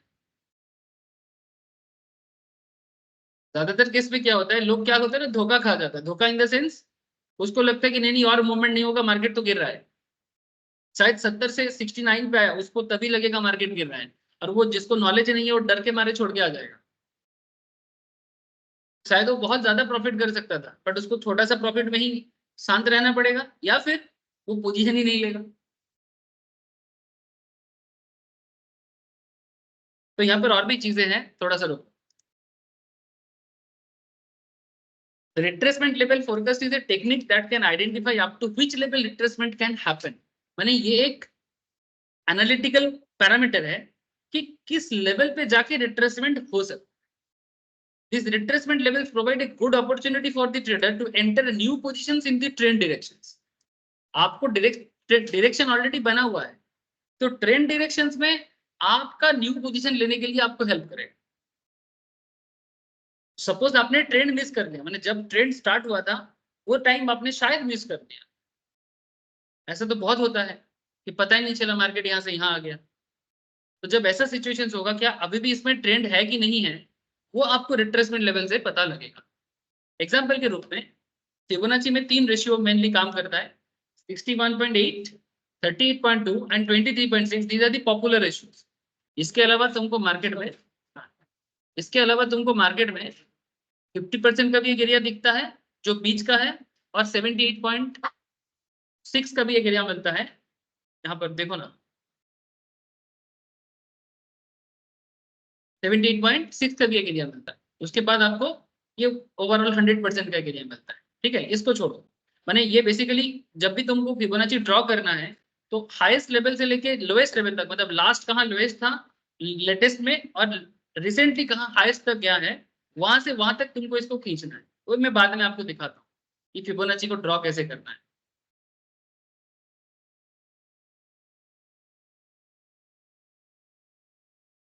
The Fibonacci ratios, that is 61.8, 38.2, 23.6, help the trader identify retracement possible extent. The trader can use this level position himself for trade. अब ये देखो सर, जैसे यहाँ पर एक ड्रॉ किया गया है, जैसे ये वाला जो एरिया देख रहे हो, यहाँ से लेके यहाँ तक एक ट्रेंड लाइन ड्रॉ किया गया, जिसमें मार्केट ये किस चीज पे बना हुआ है पता नहीं, पर मार्केट से ही लिया गया है। मोटा मोटी इतना देखा जा रहा है कि जिस टाइम पे ये लिया गया था तब ये अप्रोक्स 380 में चल रहा था। कितने में चल रहा था सर? हाँ, ये 384 है, बट ये 380 में लिया गया, ये नीचे लिखा हुआ, ठीक है। I have inserted 2 points on the chart, that is 380 where the stock started its rally at rupees 489 where the stock price peaked। माने 380 से लेके 489 तक ये शेयर पूरा मूव किया है। माने लोअर पोर्शन 380 है और अपर पोर्शन 489 है। अब इसमें आपको जो समझना पड़ेगा कि सर अगर कोई स्टॉक में पहले ऐसा हुआ है तो आगे का सिनेरियो आपको क्या बताए। देखो सर, हम लोग जब किसी चीज से एनालिसिस करते हैं वो होता है हिस्टोरिकल फिगर, है ना, कि अगर पहले किसी चीज में कुछ होके रखा है तो बाद में उस चीज में क्या होने वाला है या क्या हो सकता है वो हमें हिस्टोरिकल फिगर से ही समझ में आएगा। अब हिस्टोरिकल फिगर को, जैसे अभी इलेक्शन का जो वोट का जो एनालिसिस चल रहा है कि बीजेपी को कितना वोट मिल सकता है, क्या बीजेपी जीतेगा, अगर जीतेगा तो कितना मिलेगा, या बंगाल में कितना सीट वो गेन कर सकता है, ये भी एक हिस्टोरिकल फिगर से ही तो पता जा सकता है। अभी तक तो वोट हुआ नहीं है, वोट होगा, पब्लिक क्या करेगा वो पब्लिक ही जाने, है ना। लेकिन अभी तक जो ये जो जो पोल रिजल्ट्स अलग अलग टीवी चैनल्स में दिखाने का कोशिश कर रहा है, ये हिस्टोरिकल फिगर ही तो है कि लास्ट बार क्या हुआ था, 19 में क्या हुआ था, 14 में क्या हुआ था, और करंट सिचुएशंस क्या है। तो हिस्टोरिकल फिगर के साथ करंट सिचुएशंस को मैच करते हुए आपको मार्केट में पोजीशन लेना। अब हिस्ट्री को इग्नोर नहीं कर सकते। बहुत बार बहुत लोग बोलते हैं ना, गड़ा मुद्दा उखाड़ के क्या होगा, गड़ा मुद्दा उखाड़ के बहुत कुछ होता है। गड़ा मुद्दा समझते हो ना, जिसको हम लोग इतिहास बोल के छुपाने का कोशिश कर रहे हैं, ठीक है। हिस्ट्री छुपा के क्या होता है पता नहीं, पर हिस्ट्री का जो सच्चाई है, ठीक है, वो सच्चाई को बाहर निकाल के बहुत कुछ मिलता है, ठीक है। हिस्टोरिकली अगर कोई चोर है तो आगे भी चोरी करेगा, हिस्टोरिकली अगर कोई पावरफुल है तो आगे भी पावरफुल कुछ कर सकता है, इस बात का पता लग जाता है। Now what is the point sir, इसमें 380 से 489 का जो मूवमेंट आपके सामने दिया है, इसमें कितना बड़ा मूवमेंट दिया है, देखो 109 पॉइंट का मूवमेंट दिया है। इसमें 109 पॉइंट का मूवमेंट दिया गया as the Fibonacci up move. तो ये किस तरह का मूवमेंट है, अप मूवमेंट है। So as per the Fibonacci retracement theory, after the up move one can anticipate a correction in the stock to last up to Fibonacci ratio। अब एक इसने 380 से लेके 489 तक मूवमेंट दे दिया। अब इतना मूवमेंट देने के बाद ये करेक्शन कर सकता है, तो वो करेक्शन कितना करेगा। आपके पास पहला नंबर है 23.6, ये अगर नीचे जाएगा तो पहला पॉइंट है कि 23.6 तक करेक्ट करेगा। समझ में आ रहा है सर। तो फिबोनाची नंबर आपको ये बताता है first level up to which the stock can correct would be 23.6। माने जो करंट लेवल है उसमें 23.6 जिस पॉइंट पे आके रुकता है। से फॉर एग्जांपल अगर मैं करंट निफ्टी में ही आपको चीज बताऊं, निफ्टी में जहां से ये पूरा मूवमेंट मैंने ड्रॉ किया था, कितने में ड्रॉ किया था, 21,733 से लेके इसका अपर मूवमेंट था 22,749 तक। 21,690 से जो लोएस्ट था, यहां से लेके 21,757 तक ये क्या था, है ना। हाँ, तो कितना पॉइंट पे मूवमेंट दिया सर, 21,700। इधर कितना है, 22,700, माने 1000 पॉइंट में मूवमेंट दिया। कितना दिन में हुआ है ये पूरा सिचुएशन अगर देखा जाए तो ये मार्च से 20 मार्च से लेके 18 अप्रैल, अप्रोक्स एक महीना थोड़ा कम, ठीक है, थोड़ा सा कम। Within 1 month Nifty 1000 point का मूवमेंट दिया गया, ठीक है। अब 1000 पॉइंट के मूवमेंट देने के बाद अगर तुमको मार्केट में नेगेटिव साइड कुछ भी दिखता है, तो अगर तुमको फील हो रहा है कि मार्केट यहाँ से करेक्शन हो सकता है, तो अगर तुमको ये फीलिंग आ रहा है, ऐसे अगर कैंडल वाइज में देखा जाए ना, तो यहाँ पर एक देखो मार्केट अप मूवमेंट देने के बाद यहाँ पर एक नेगेटिव सिनेरियो भी बना है। पूरा ट्रेंड बनाने के बाद यहाँ पर देखो एक रेड कैंडल बन गया था और उसके बाद देखो एक स्पिनिंग टॉप, माने कहीं ना कहीं मार्केट थोड़ा थम गया है। कैंडल वाइज भी देखा जाए ना तो स्पिनिंग टॉप बना के मार्केट हमेशा क्या करता है, फर्दर मूवमेंट को रोकता है। डोजी या स्पिनिंग टॉप किसी भी मार्केट ट्रेंड का सिचुएशंस को क्या कर देता है, रोक देता है। माने अगर तुमको अचानक से स्पिनिंग टॉप या डोजी दिख जाए, माने वो थम जाएगा, जिस स्पीड में चल रहा था वो स्पीड और नहीं रहेगा। लेकिन अब इसमें सवाल उठता है सर रिट्रेस कितना करेगा। लुक एट सर, पहला रिट्रेसमेंट लेवल एक्चुअली 23.6 के पास ही आया है, आप देखो जरा आया कि नहीं आया। माने जो गैप डाउन देके जो मार्केट यहाँ पर रिट्रेस किया है, ये एग्जैक्टली फिबोनाची नंबर पे ही रिट्रेस किया है।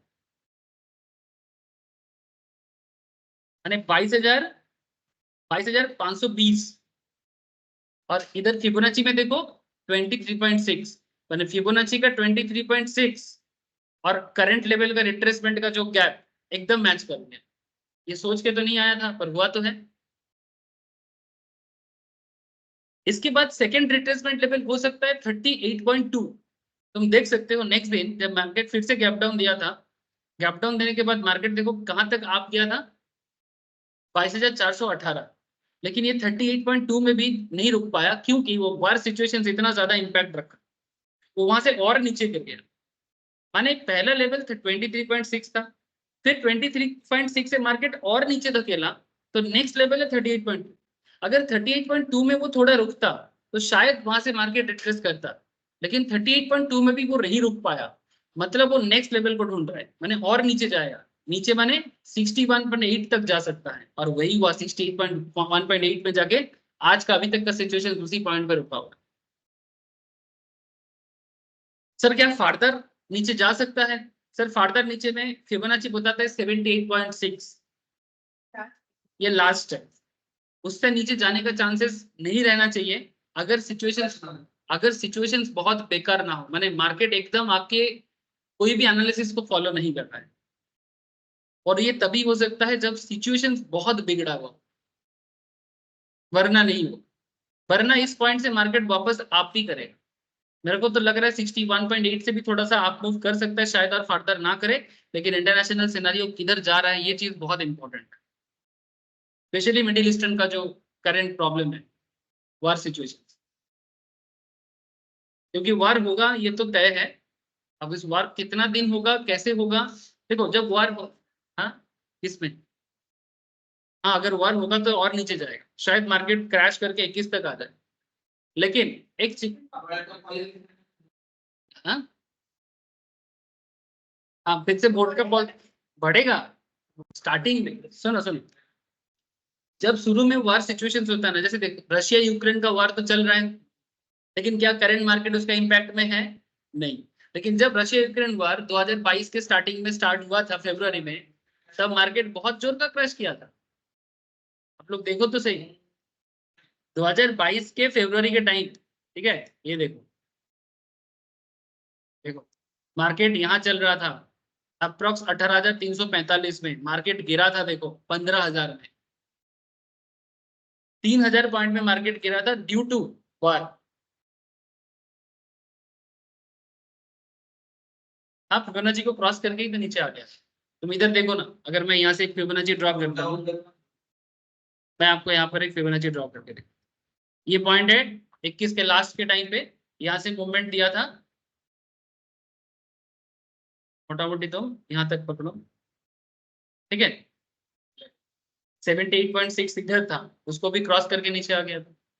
मैंने हिसाब देखता बताता है कि 78.6 माने अप्रोक्स 16,877 तक फिबोनाची पॉइंट काम कर रहा है।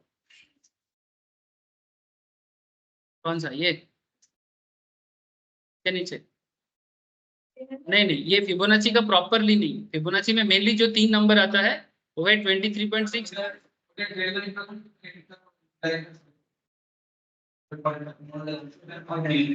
কোন লাইনটা এখান থেকে কোথায় এইদিকে এইখানটাতে বলছিস, এখানটাতে তো, কিন্তু এটা ফিবোনাচির অনেক নিচে, মানে সাপোর্ট লেভেল ক্রস করে গেছে, सपोर्ट लेवल क्रॉस करे गए, मतलब यहाँ पर फिबोनाची काम किया ही नहीं सर। फिबोनाची माने ये क्यों, ड्यू टू वार सिचुएशंस पर। तुम 2022 का देखो ना, हाँ तुम 2022 का हिस्ट्री देखो ना, ये रशिया यूक्रेन का वार का सिचुएशंस और इंटेंस हो रहा था। कहाँ से?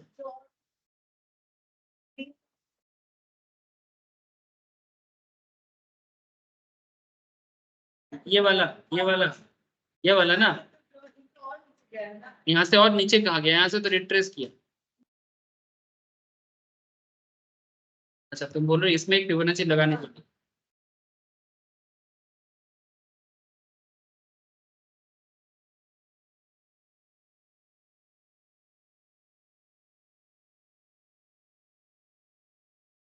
अब एक साथ खिचड़ी पकड़ा, तो मैं समझ गया तुम जो बोल रहे हो।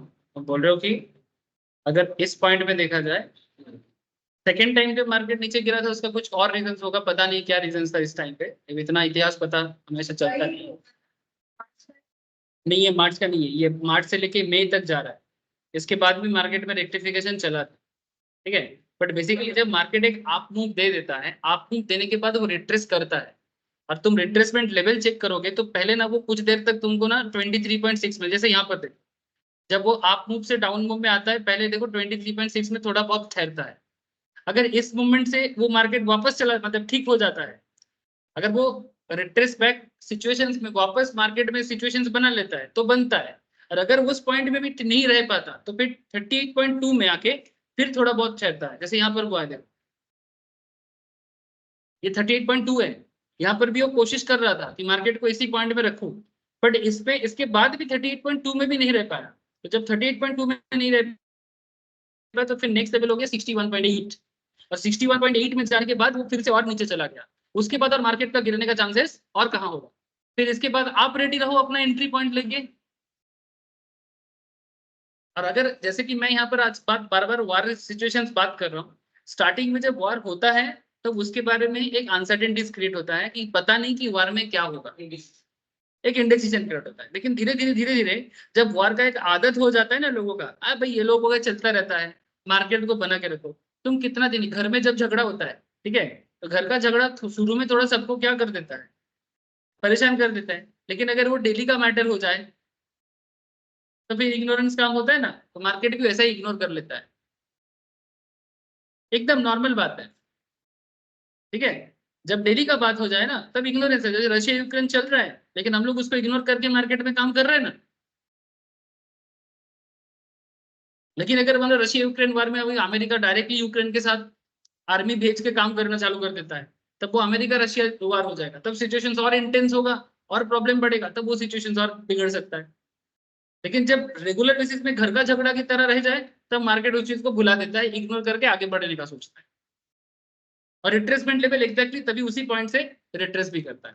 क्योंकि मैंने वार एनालिसिस कर रहा हूँ इसलिए मैं वार भी बात की, दूसरा चीज होगा तो दूसरा चीज आएगा। मैंने मार्केट को गिराने का सिर्फ एक रीजन नहीं है, लेकिन हाँ मार्केट जब जबरदस्त बहुत हाई लेवल में गिरता है ना तब तुम्हारे दिमाग में भी वार वगैरह या पैंडेमिक वगैरह काम करता है। जैसे कोरोना में क्या हुआ था, कोरोना में क्या हुआ, अब ये देखो ये सिचुएशंस करेंटली जिस लेवल पे जा रहा है, अगर वार सिचुएशंस बहुत ज्यादा प्रॉब्लमेटिक ना हो तो यहाँ से ये रिट्रेस करेगा, क्योंकि करेंटली अगर देखा जाए ये किस लेवल पे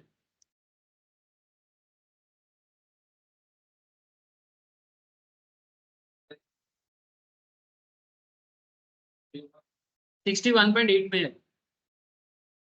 ये 61.8 में, मैंने 61.8 में आके आज फिर से रिट्रेस किया है। समझ में आ रहा है कि नहीं आ रहा है? हाँ बुझते परसों कि परसों मैंने बेसिकली एज ए ट्रेडर आपके लिए क्या करना चाहिए नहीं करना चाहिए, चलो मैं आगे और बता। तो जैसे यहाँ पर एक एग्जांपल दिया है, ये भी बहुत अच्छा एग्जांपल है कि सबसे पहले से मार्केट जब करेक्शन करता है तो पहला पॉइंट होता है 23.6। अगर 23.6 में आप वेट करो, यहाँ से मार्केट रिट्रेस करेगा तो आपके लिए एक न्यू एंट्री पॉइंट मिलता है। मैंने आप सोच रहे कि एंट्री करना चाहिए कि नहीं चाहिए, अगर फिबोनाची में 23.6 में मार्केट रुका हुआ है और आपको किसी भी तरह का और नेगेटिव डाउनग्रेडेशन फील नहीं होता है ड्यू टू एनी आसपास का और भी सिनेरियो, तो फिर आप एंट्री कर लो। लेकिन मानो कि 23.6 के रहने के बाद भी मार्केट उस पॉइंट में रहना नहीं चाह रहा है, आप एक दिन ऑब्जर्व किए, 2 दिन ऑब्जर्व किए, फिर मार्केट उससे और नीचे जा रहा है, रीजन कुछ तो होगा, उसको पता करो कि क्या रीजन है कि मार्केट यहाँ पर स्टेबल नहीं रहना चाहता। फिर नेक्स्ट लेवल हो जाएगा आपका 38.2, फिर 38.2 तक आप वेट करो कि मार्केट और कितना करेक्शन जा सकता है, क्योंकि फिबोनाची नंबर मार्केट को अट्रैक्ट करता है। फिर 38.2 में जाके अगर तुम देखते हो सब कुछ अभी ठीक ठाक, आप एंट्री कर सकते हो, फिर से आपके पास एक एंट्री पॉइंट मिलता है। अगर वो भी आपको मिस कर जाता है, फिर आप 61.8 में जाके फिर से ट्राई करना। और 61.8 में जाने के बाद ज्यादातर केस में मार्केट रिट्रेस करता ही करता है, माने उस पॉइंट से वापस खींचता है। क्यों? क्योंकि और नीचे कहाँ जाएगा, इसके नीचे जाने का मतलब है कि मार्केट में क्रैश आ गया।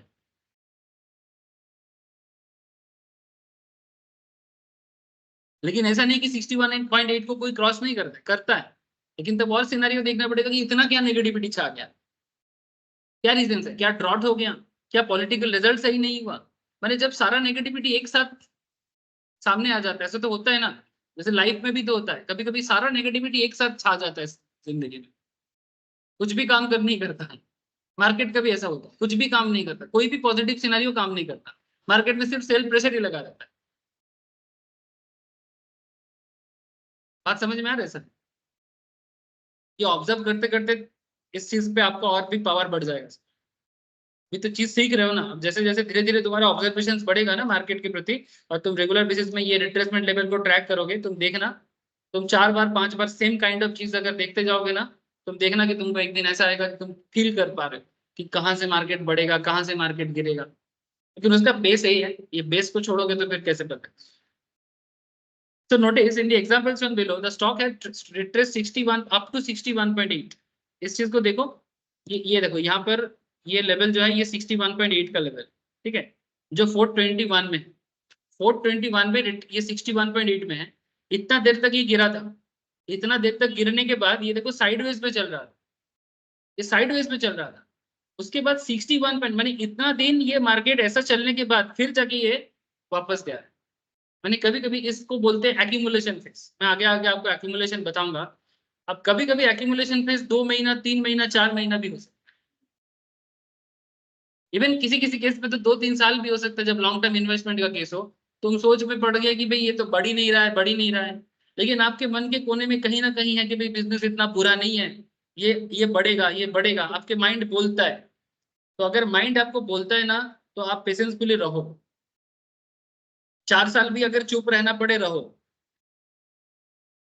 मार्केट में पैसा कमाने का सीक्रेट बता रहा हूँ सर, और ये सीक्रेट आपको नॉलेज के साथ साथ स्टेबिलिटी देता है। 3 साल 4 साल पकड़ के रखे हो, कुछ नहीं हो रहा है, लेकिन अगर आपको बिजनेस पे भरोसा है, और अगर आप मार्केट को रेगुलर बेसिस में ट्रैक कर रहे हो, और मार्केट का करेक्शन सिचुएशन को बार बार ट्रैक कर रहे हो, और उसका बिजनेस में कभी ना कभी एक सिचुएशन ऐसा आएगा जो मार्केट में उसका जो पूरा सिस्टम है उसको पूरा वापस कर, शायद ये 61.8 पे पहुंचने के बाद भी 4 5 महीना लग गया, उसके बाद तुमको ग्रोथ दे रहा है। तो अगर वो 4-5 महीने तुम सह लेते हो, उसके बाद जो तुम मूवमेंट तुमको देगा वो तुम्हारा सारा लॉस को रिकवर करके एक्स्ट्रा कर। रिसेंटली अगर एचडीएफसी का ही मैं बात करूं, कितना दिन वेट करवाया सबको, करवाया कि नहीं करवाया? सोचो कि जिसको उतना नॉलेज नहीं हो रहा है वो क्या करे, वो तो छटपटाएगा ना, अरे कुछ नहीं है एचडीएफसी में, कुछ नहीं है। हाँ,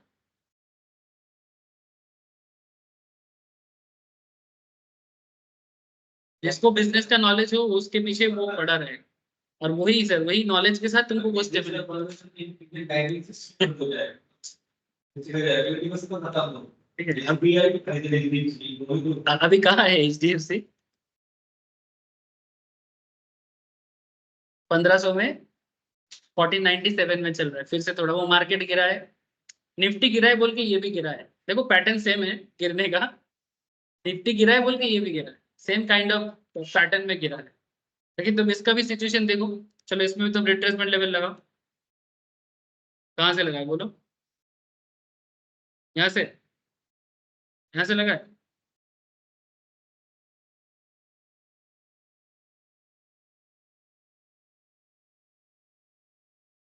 स्टार्टिंग में 23.6 में आके देखो गैप डाउन दिया था, गैप डाउन देके 23.6 में यहाँ पर लटक रहा था, उसके बाद अभी 38.2 में लटक रहा है ना, लेकिन आज थोड़ा थमसा गया है, 38.2 में थोड़ा थमा हुआ है। तो अभी देखने वाला बात ये है कि अभी इसका इम्पैक्ट निफ्टी के ऊपर डिपेंड करता है। इसका इम्पैक्ट अभी जो है ना, इसका अभी एचडीएफसी बैंक के ऊपर कुछ नहीं है, ये पूरा मार्केट ट्रेंड का इम्पैक्ट है इसमें।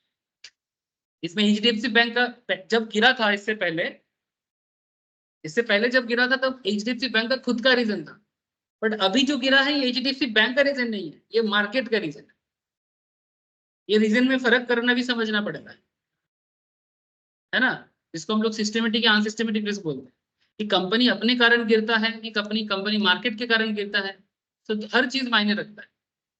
अपने कारण जब गिरा था तब इस तरह का गैप डाउन दिया था, ये देखो, जब अपने कारण गिरा था तब मार्केट का गिरने का सिचुएशन देखो, लुक एट सर, कहां से गिरना चालू किया, ये देखो 23.6 में काफी देर तक रुका था, देख पा रहे सर, 23.6 पे कितना देर तक रुका था, माने ये अराउंड 1666 में। उसके बाद ये लेवल पे नहीं रह पाया क्योंकि क्वार्टर रिजल्ट्स एक्सपेक्टेड नहीं हुआ। फिर देखो क्या गैप डाउन दिया, गैप डाउन देके सीधा 61.8 में, और 61.8 में भी नहीं रुक पाया क्योंकि मार्केट में और सेल प्रेशर चला 78.6, उसको भी नीचे छोड़ के नीचे आ गया। इसलिए मैं इतना चिल्ला रहा था कि भाई जिसके पास जितना पैसा है लगा, क्योंकि फंडामेंटली स्ट्रॉन्ग कंपनी है। अगर करंट सिनेरियो में ट्रेंड में इतना नीचे है, मैंने अंडर वैल्यूड चल रहा है, अब इतना अंडर वैल्यूड सिचुएशंस के बाद ये उठेगा ही उठेगा। हाँ ठीक है, तो वही सब चीज आपको समझना पड़ेगा। जैसे यहाँ पर देखो, इतना दिन चुपचाप रहने के बाद 421 से मार्केट वापस मूव किया। So we can arrive at 421 by using simple math. Total Fibonacci up move कितना था, 109। तो 61.8% फिबोनाची अप मूव का मतलब है 109 का 61.8, पॉइंट भी नोटेड। 61.8% का मतलब है 109 पॉइंट का जो मूवमेंट था, ये एग्जांपल याद करें, जहां पर 380 से लेके 489 तक मार्केट अप मूव किया था, तो 109 का 61.8 माने कितना होता है, 67.36, कैलकुलेट करके देख सकते हैं। अब रिट्रेसमेंट अगर 61.8 है, इसका मतलब है कि 489 माइनस 67.36, इसका मतलब मार्केट कहां तक गिर सकता है, 421.6 तक। माने यहाँ पर आपका टारगेट भी फिक्स हो सकता है। अब इसमें जो लोग शॉर्ट सेलिंग करना चाहता है, माने सेल करेगा पहले, नहीं सर एग्जैक्टली ऐसा होगा ऐसा कहीं नहीं होता, ये ट्रेंड बताता है। जैसे ट्रेंड एग्जैक्टली 421 ही होगा, 67 61.8 की जगह 61.9 भी हो सकता है। 109 मैंने जो मूव दिया था, मैंने मार्केट जब पहले मूवमेंट दिया था, वो कितना मूवमेंट दिया था, मार्केट मूवमेंट दिया था फ्रॉम 380 टू 489, ये जो मूवमेंट था इसका 380 हाँ 421 तक नीचे वो आ सकता है।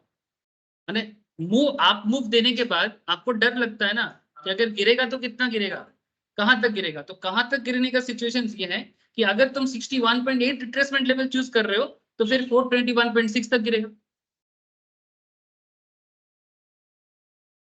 स्टॉप लॉस लगाने का बात नहीं है, यहाँ पर तुम क्या कर सकते हो, दो चीज हो सकती है। एज ए ट्रेडर आप अगर शॉर्ट सेलिंग भी जानते हो, माने बेसिकली जब आपको मार्केट का गिरने के बारे में नॉलेज हो जाता है, तो फिर आप पहले सेल करो बाद में बाय करो, तो आपको एक शॉर्ट पोजीशंस मिल जाएगा। अगर आप सेम सिचुएशंस में ऑप्शंस मार्केट में हो तो आप पुट सेल करो, सॉरी पुट बाय करो या फिर कॉल सेल करो। माने मार्केट डाउन मूवमेंट में तुम पुट बाय कर सकते हो या फिर कॉल सेल कर सकते हो। सेलर बन जाओ, माने कॉल साइड के लिए सेलर बन जाओ, और अगर पुट साइड में हो तो बायर बन जाओ। हाँ माने जो भी तुमको ठीक लगे कोई भी एक करो। मैंने कैश मार्केट में तुमने इसका मूवमेंट समझ गया कि यहाँ से ये गिरेगा, तो जब मार्केट गिरेगा तो तुमको क्या करना चाहिए, मैंने मार्केट में इन सिंपल तुम सेलर बन सकते, ठीक है। अब likewise we can calculate 38.2 also. तो अगर 38.2 को कैलकुलेट करें, one need not manually do this, सारा चीज तो सॉफ्टवेयर दिखा देता है आपको। यहाँ पर देखो आपको एक चीज दिखाया,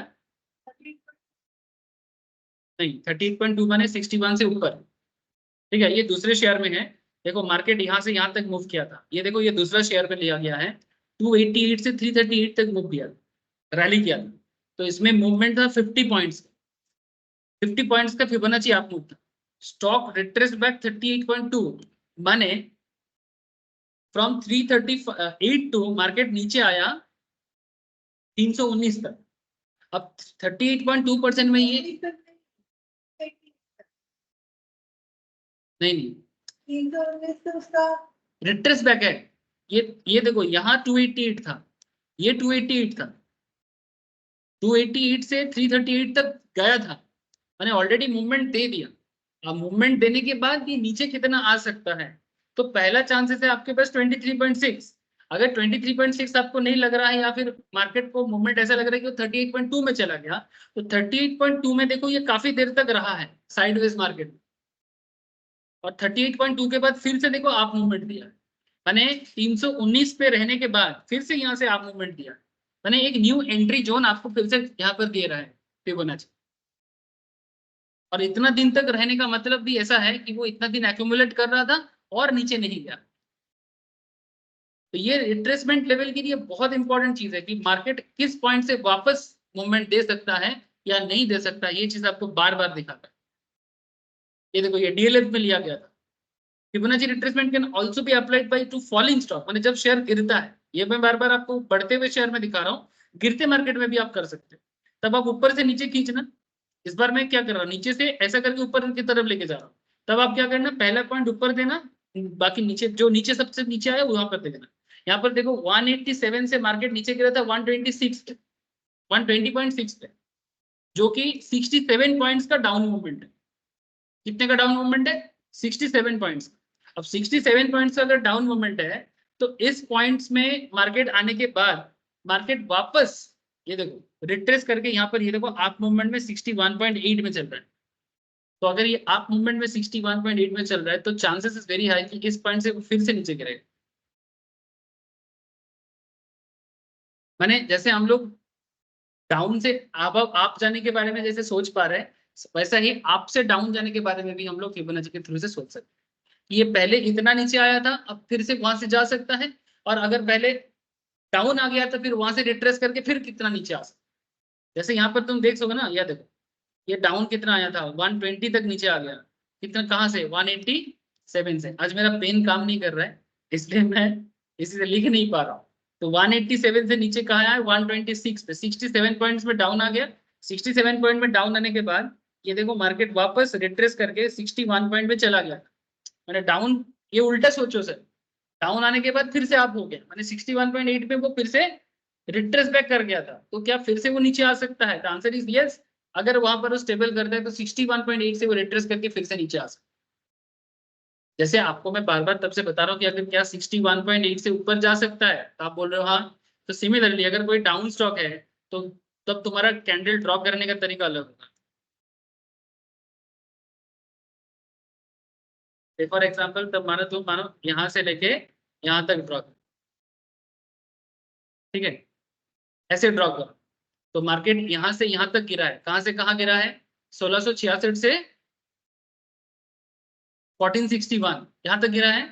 अब मार्केट इतना गिरने के बाद वापस मार्केट में एक अप मूव हुआ है। अब क्या रिट्रेसमेंट लेवल काम करेगा, तो इसमें आपके पास पहला पॉइंट है 23.6 में रिट्रेसमेंट, देखो अभी उल्टा हो गया, 23.6 अभी नीचे से दिख रहा है क्योंकि आपने ड्रॉ किया। आपका ड्राइंग पैटर्न क्या है, ऊपर से नीचे की तरफ। तो ये मार्केट डाउन मूवमेंट में आपका ट्रेडिंग कॉन्सेप्ट बता रहा है कि मार्केट ऊपर से नीचे आया है, फिर यहाँ से रिट्रेस करेगा, लेकिन वो रिट्रेस करके आप जाने के बाद आप यहाँ पर आप मूवमेंट में ट्रेड नहीं लेना है आपको फिर से आप शॉर्ट सेलर हो, आप बेसिकली शॉर्ट सेलर हो। आपको फिर से वो सिचुएशन ढूंढना है किस पॉइंट से मार्केट वापस गिर सकता है। तो यहाँ पर जैसे मार्केट नीचे आया था, उसके बाद मार्केट में आप मूव हुआ मानो 23.6 में, फिर आपके मन में यहाँ पर एक डाउट क्रिएट होगा क्या मार्केट यहाँ से गिर सकता है, इफ यस तो फिर से गिर सकता है। तो आपके पास वापस देखो 23.6, 38.2, 61.8, माने इस पॉइंट पे भी आपके पास एक चांस था, बट ये चांस यहाँ पर नहीं हुआ, इस केस में नहीं हुआ। माने ऐसा कोई पॉइंट यहाँ पर नहीं हुआ कि जिसके कारण मार्केट गिरेगा, गिरा नहीं। लेकिन कहने का मतलब है कि फिबोनाची लेवल से आप मार्केट का अप मूवमेंट डाउन मूवमेंट दोनों में ट्रेड ले सकते अगर आपका एनालिसिस सही रहा तो। और ये आपको एक लेवल देगा, entry level as well as exit level. समझ में आ रहा है? हाँ सर, हाँ, इसको थोड़ा सा ना घर में फिर से एक बार ट्राई करना, और ये फिबोनाची नंबर को लगा लगा के प्लीज ट्राई करना। नेक्स्ट क्लास में ना मैं आपको Fibonacci number related construction pattern पे थोड़ा रिट्रेसमेंट कंस्ट्रक्शन कैसे होगा कि ये कल के क्लास में आप सभी, ठीक है। कि आपको कैसे कैसे कंस्ट्रक्शन करना चाहिए, जो आपको मैं ऑलरेडी दिखाया, पर थोड़ा सा मैं और आपको कंस्ट्रक्शन करके दिखाऊंगा कि कैसे ये फिबोनाची रिट्रेसमेंट लेवल काम करता है। ठीक है, देवो, नीलांजन, प्रिंस, बोलो। हाँ सर, हाँ, आज का क्लास इतना ही है। समझ में आया ना? ठीक है सर। ठीक है रिट्रेसमेंट हाँ लेवल सर। या फिबोनाची समझ में आ रहा है ना? ठीक है, हाँ। नेक्स्ट नेक्स्ट क्लास में मैं इसका और भी डिटेल्स में आ जाऊंगा। ठीक है, फिर आज इतना ही है। हाँ, बाय सर। Bye sir. ठीक है सर, धन्यवाद।